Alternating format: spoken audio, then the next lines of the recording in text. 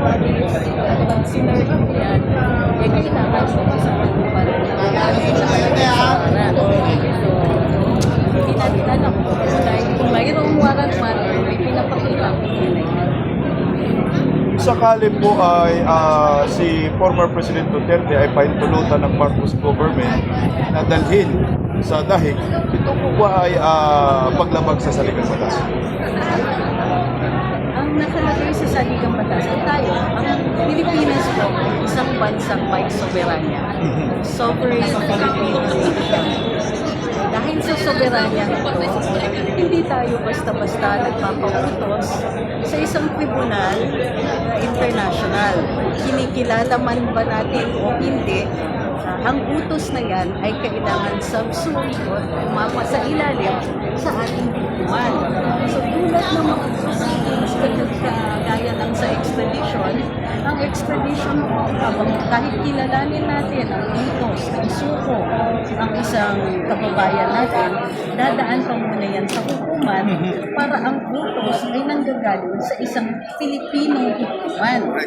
So, yung pagkakilala ng ating gobyerno sa isang utos ng tribunal na hindi na daw natin kinikilala at hindi kinikilala ang jurisdiction nito sa isa sa ating mga mamamayan, ay talagang hindi na aayon sa prinsipyo. At maliwanag ang ating Pangulo matapos nang sabihin wala na yung ICC, hindi natin kinikilala, walang jurisdiction sa atin, ay nagsinungaling sa atin. So wala tayong ibang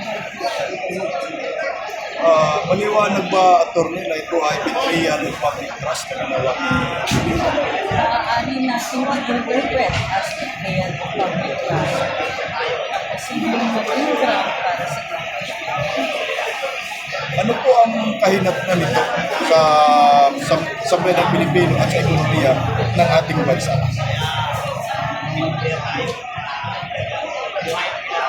Ang daming problema. Alam kang dapat sabihin, pagkain, tubig, kakulangan ng trabaho, kakulangan ng healthcare, mababang kalidad ng edukasyon. Ang dami natin pinagdadaanan ngayon, mababa ang value ng peso. Tapos, may problema ang dalawang budget. PhilHealth, kinuhaan ng pera. PDIC, kinuhaan ng pera. Ang healthcare, masama. Walang trabaho ang mga tao. Pero imbis na baguhin ang sitwasyon, ang mga kondisyon na nagpapalaganap nito, ang pinagpapansin, yung mga ganito. Hindi natin alam kung anong prioridad ng administration.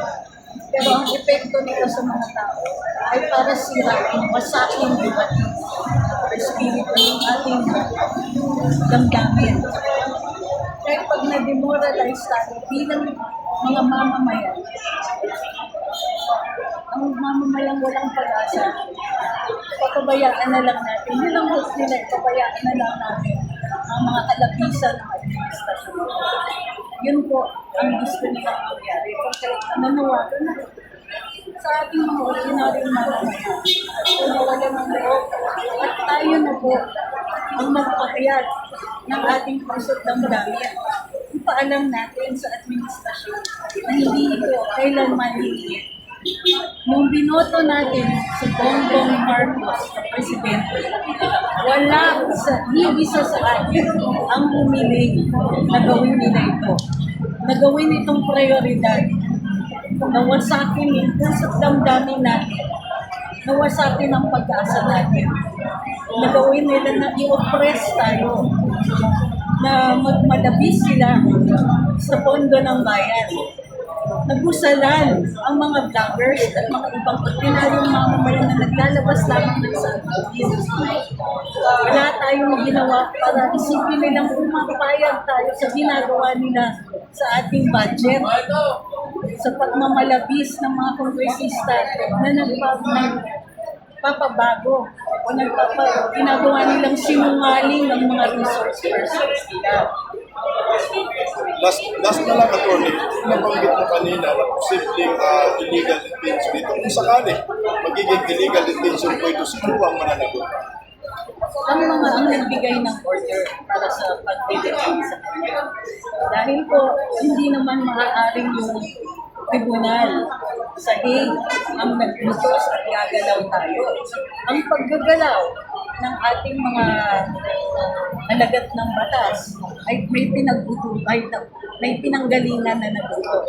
Sino man ang nagutos na yun, mananagot. Kasama yung nag-serve.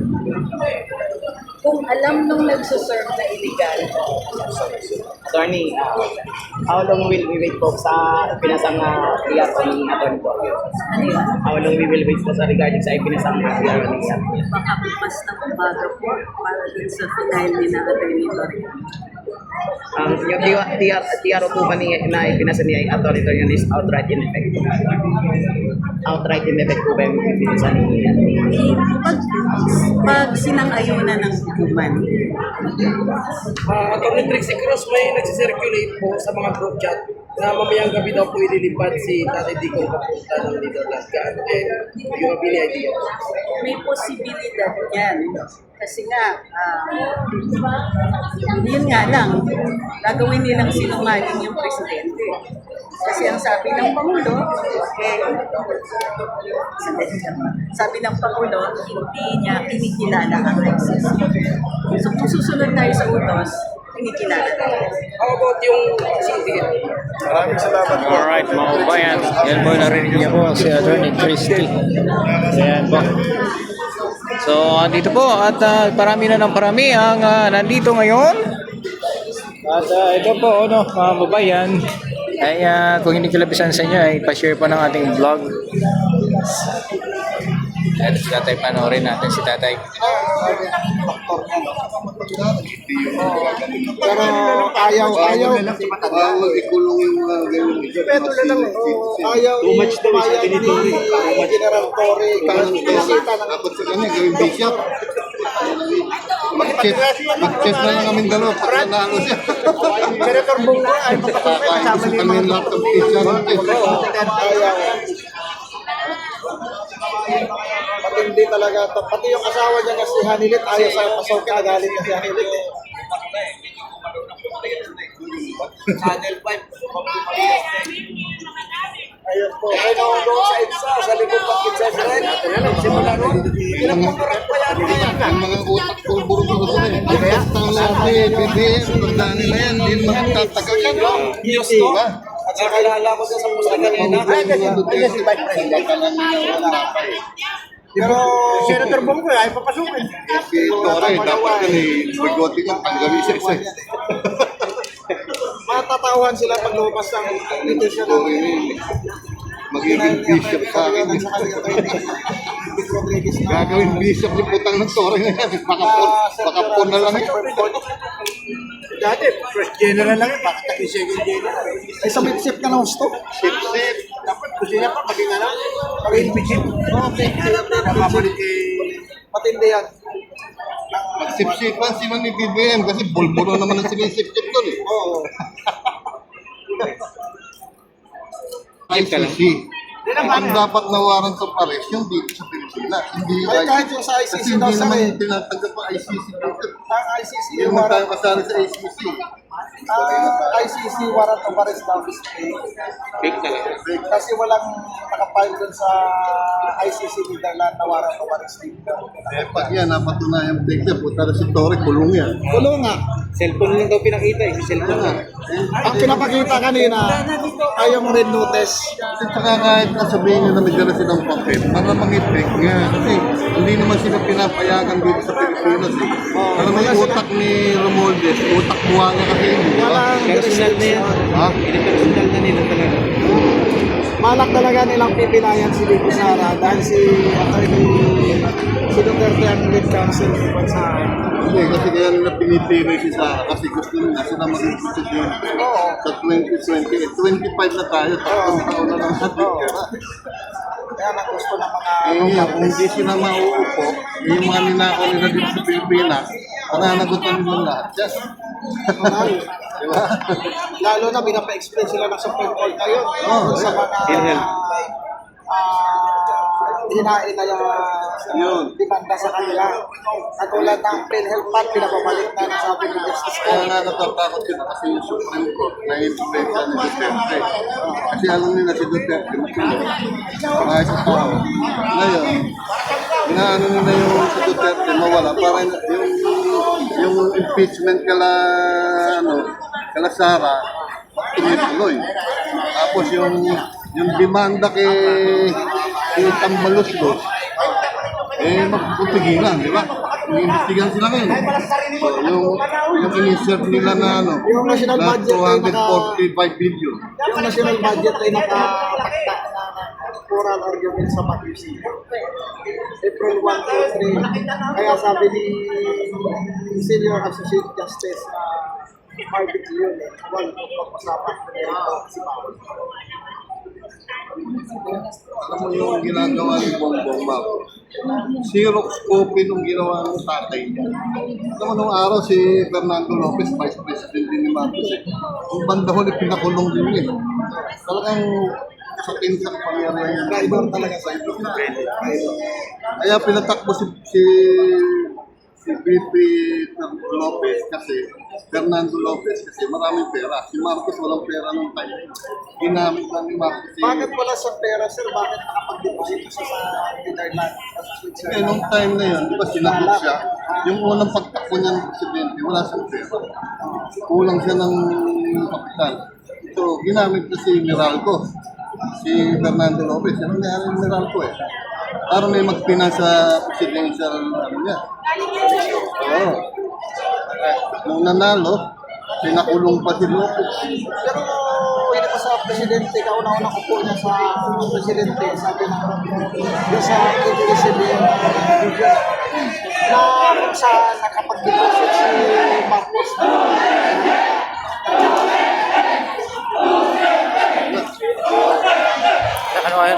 Mayroon.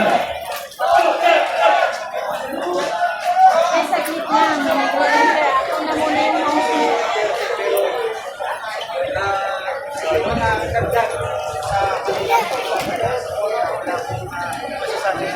Mayroon nagsigawan dito. Dito silipin natin.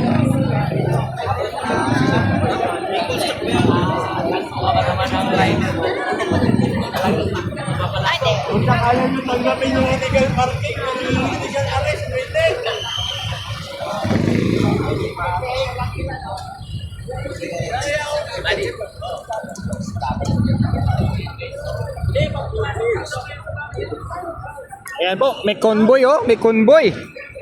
Sino kaya yung parating na yan mga kabayan? May convoy po dito.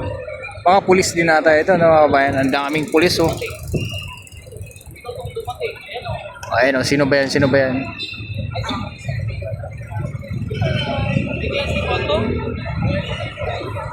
Dami. Mga pulis mga kabayan. Parami ang pulis dito ngayon.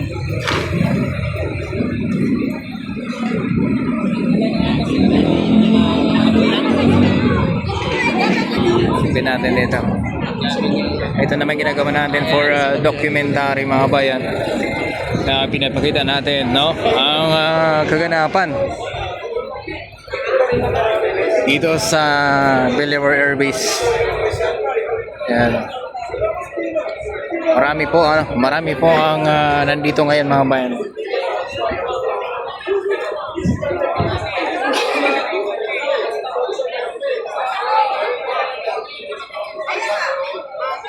So, andito sa kabila, ayan po ang napakaraming pulis po dyan sa may entrance.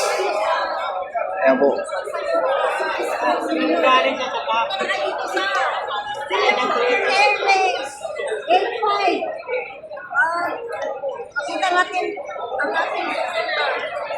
Parami ang tao dito.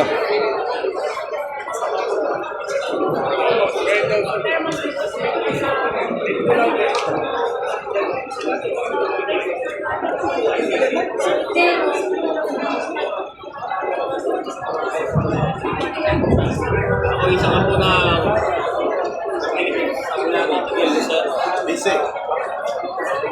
Talagang pinapataas. Hindi kagaya ngayon. Talamak yung mga nakawan, PhilHealth, mga pinarang mamaya, nagamak dyan. Kasi parang inaawin ng politika, lahat, pinapalikan nila. Kawawa yung mga tao. Hindi kami pumarita para ipaglaban yung karapatan. Mga political agendas nila. Dito kami para ilaban yung tama, na alam namin tama na para sa mga Pilipinas. Yung pagpupolitika nyo, at pag-arrest nyo kay former President, Tatay Digo, hindi makatuwiran yan. Hindi makatuwiran yan. Ako na nagsasabi, hindi makatuwiran yan. Yan ay nakakasama ng loob sa mga Pilipino, sa mga nagmamahal sa bayan.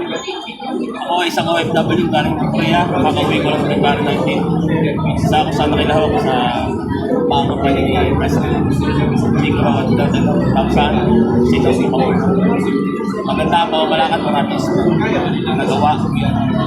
Ang administrasyon ngayon, nakawan. Mga ayun pinamibigay sa mga, sabi nga ni Mayor Baguio, Galong, yung susunod nila sa mga congressman, pera na, hindi ganyan, walang integridad. So hindi maganda itong ginagawa nila. So sa akin, palabasin yung si Tatay Digong, matanda na siya, pauwi niya siya dahil minsan siya nagmalasakit sa bayan, hindi makatwiran siya.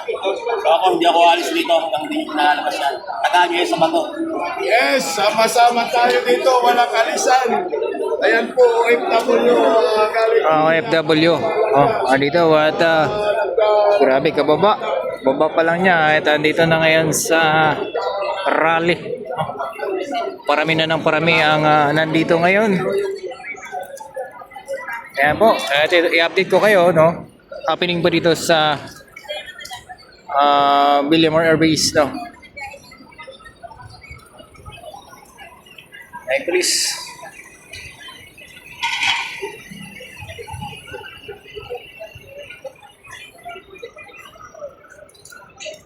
Wala may mga media din dito.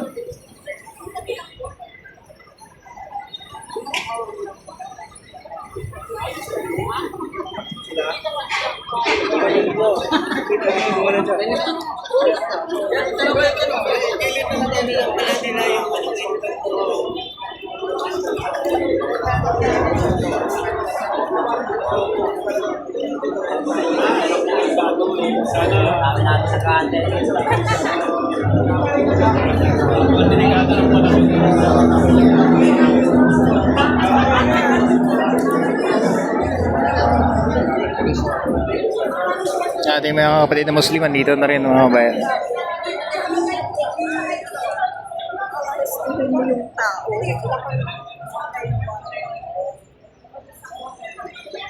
Alright, pa-share na lang ng ating vlog.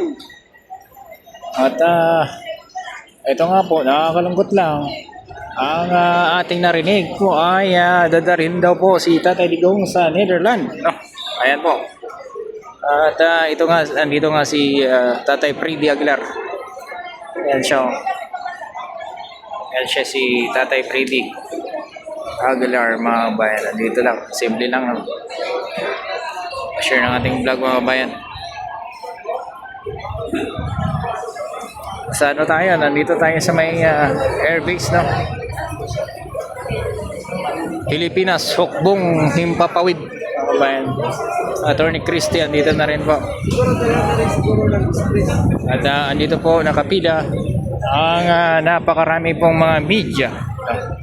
Andito sila upang maghatid din ng tamang-tamang balita, mga kababayan. So ayan, kita nyo dito, maraming tao dito ngayon. Iba-iba. Kasi may naing, andito rin. Tingnan natin dito, may tao dito.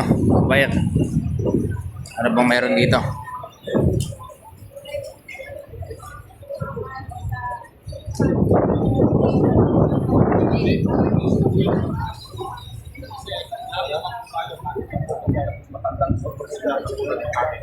Pati ako, sino rin. Ay talaga po yung ating blood sugar, yung ating blood pressure, kaya yung ating cholesterol, ay talaga nag-fluctuate yan, lalo-lalo na pag over-stress ka na katulad na nangyari sa kanya. Sino pa naman ang hindi magkakaroon ng ganong atake sa katawan, tataas ang blood sugar? Eh, delikado po yun. Sabi po ni Tatay Digong, siya daw po hanggang mamatay, pero hindi siya sasakay ng aeroplano papuntang Netherlands. Alam naman natin yon na talagang si Tatay Digong ay handa niyang i-wish ang kanyang buhay, sakripisyo ang kanyang buhay. Hindi lamang po yung kanyang kalayaan, pero ang mismo buhay niya alang-alang sa bayang Pilipinas na ating mahal at mamamayan natin. Walang duda po yun kay Tatay Digong. Kung unahin pa niyang mamatay siya, kesa sa siya ay lubuhod dito sa mga nag-aalipusta sa karapatan ng bamayang Pilipinas. Kaya nga po, sabi niya, kahit mataasan na yung blood sugar, handa siyang mamatay ngayon. Allahu Sinabi na Akbar. niyan at totoo po yan. Allahu Akbar. Totoo po yan. Attorney, sa tingin mo, ito, pwede niyo kung komento ano hindi. Sino po, sa tingin niyo lang po, sino talaga pinag-test kasi mo ng pagdakit ng PRI? Sabi ko nga, sino ba ang commander in chief ng mga police? Alam na rin po natin yan. Hindi na natin babanggitin ang kanyang pangalan. Hindi gagawin yan ng sino mang general o ng mismong chief PNP kung wala pong utos ng mas nakatatas ka. So alam na po natin yan na iba yung kanilang sinasabi noon na hindi nila papayagan ng ICC ay magkaroon sila ng gagawin dito sa Pilipinas kasi sila pang nagsasabi. Yung sekretary sa Justisya, sinasabi niya, meron tayong criminal courts na umaandar, meron tayong justice system dito, meron tayong legal system. Hindi na pwedeng makialam dito ang ICC. At saka pinanggit na, wala na nga tayo sa ICC. Bakit pa natin ngayon susurrender ngayon? Senator, ito ba yung si President Duterte naka-oxygen ngayon? Wala pa akong information kung gano'n ang totoong nangyari. No? Pero malamang kung Kasi medyo parang pinahiga lang sa papag- kinakapos, talaga naman pong nangailan ng oxygen yan. Pati ako nga, kung minsan, talaga pag napagod ka, mababa yung oxygen level mo, kailangan mo magkaroon ng oxygen. Ano po, pasensya na po kung marami tayo yung ano po kasi tama ho ba yun na inaresto muna si PRRD bago dumating ang arrest warrant? At ito ay arrest warrant, di umano, ano lang, kasi ng pang-aso ng Torres. Iyan ay talagang tahasang paglabag ng karapatan ng isang mamamayang Pilipino. Unang-una, wala silang maipakitang warrant of arrest. Kasi kami rin nagsaliksik sa International Criminal Court nung isang araw pa at saka kahapon. Wala talaga ang makikita doon sa kanilang website na warrant of arrest against Duterte or any Filipino for that matter. Kaya tingnan nyo yung kanilang inilabas na warrant of arrest. Ang picture niya is what? March 10, sinasabi, o March 11. So ngayon lang nila talagang nakuha yung warrant of arrest. Tapos immediately pinasa sa social media o pinasa digitally. Tapos yun ang gagamitin. Kasi nung inaresto dyan si PRRD, kitang-kita naman natin. Sabi, show me the warrant. Wala silang maipakita. Pero attorney, parang fabricated dito kasi kahapon pa may pulis na sa Davao, marami na naka-assign na 2 days ago pa. Oo. So ibig sabihin, mayroon na sila alam na internal. Ay talagang trinabaho nila ito. Trabaho nila. Trinabaho nila ito. Gusto nilang i-turn down ng pinaka... Talagang kinukondisyon na yung isipan mamamayang tao. Gusto nilang mag-martial, Tignan natin kung kakayanin nila yan, kung papayag ba yung ating militar at kapulisan na talagang magkakaroon pa ng ganung klaseng mas matinding sitwasyon pag martial law nila. Yun ang sitwasyon natin mga kababayan. Pero isa lang po ang masasabi namin na lahat ng mga Pilipino na nandito. Allahu Akbar! Duterte! Pilipino, mananalo ang PDP laban. Duterte! Duterte! Duterte! Duterte!